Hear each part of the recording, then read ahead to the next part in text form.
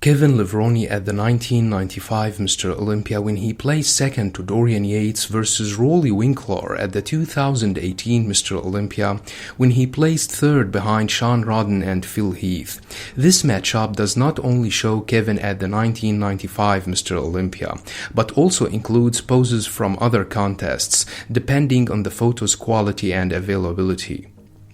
Regardless of the difference in the photo's measurements, Kevin is considerably taller. The front double biceps shows that Roelly has the better biceps peak. I never ranked Kevin among those who have the best biceps in the 90s.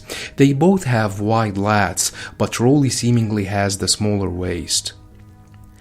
Here is another shot, and this time from the 1998 Night of Champions, where Kevin placed second to Ronnie Coleman.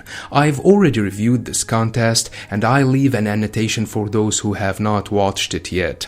As you can see, Roelly has the more powerful biceps, along with phenomenal forearms. Kevin looks more aesthetic overall, but Roelly, by combining insane size and superior conditioning, would win this pose. The front lat spread shows that they both have wide lats.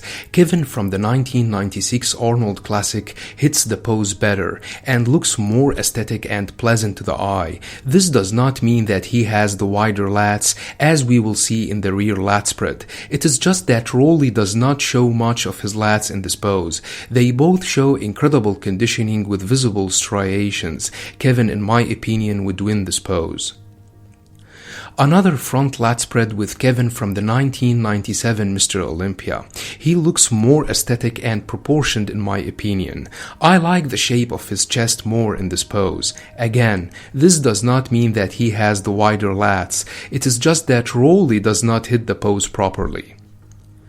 They both hit a phenomenal side chest with Kevin from the 1996 Arnold Classic. They both show phenomenal size, density, and conditioning, especially Roelly with his inhuman shoulders and arms. Although Roelly is bigger and arguably better conditioned, Kevin looks more proportioned and symmetrical overall, and in the chest area in specific.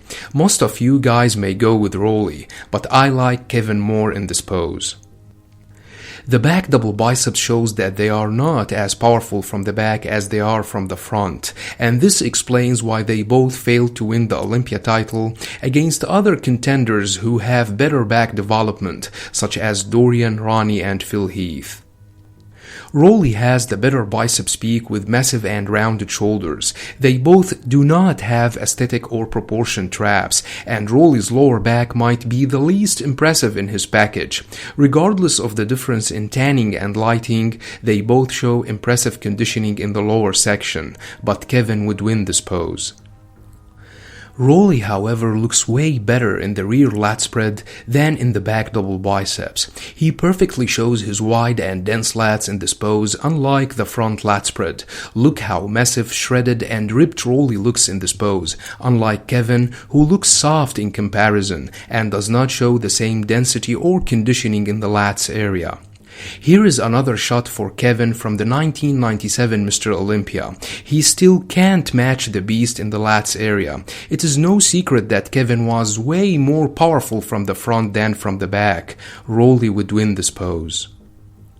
They both hit an incredible side triceps, but no one can match Roelly in this pose. Notice the inhuman size, density, and conditioning he shows in the triceps, along with his monstrous shoulders and phenomenal forearms. He arguably presented his best conditioning that year, and it shows in the visible striations. Kevin looks more aesthetic with his powerful shoulders, massive arms, and tight midsection.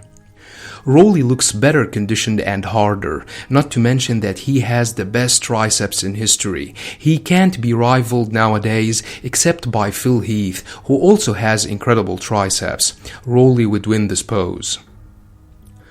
Roelly had a bloated stomach that was out of control, until Arnold severely criticized this problem and described contenders with bloated stomach as bottle-shaped bodybuilders. Roelly took that criticism as motivation to overcome the impossible. He reshaped his midsection and came on stage in 2018 with incredibly ripped and symmetrical six-pack abs, presenting a very aesthetic pose.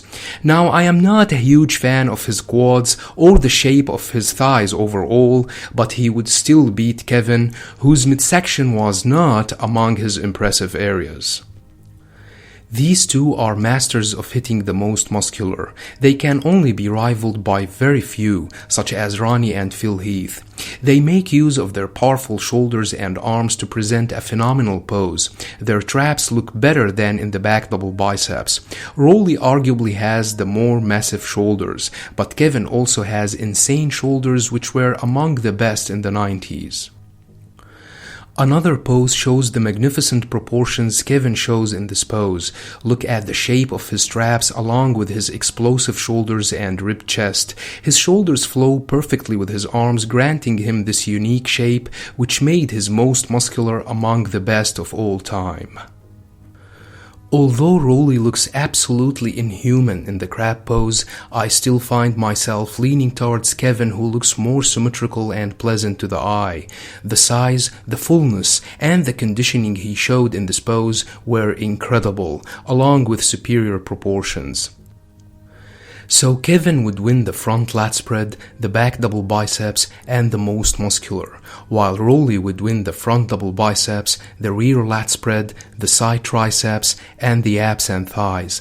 Roelly could also win the side chest, but I like Kevin's pose and the shape of his chest more, but would definitely accept Roelly winning it.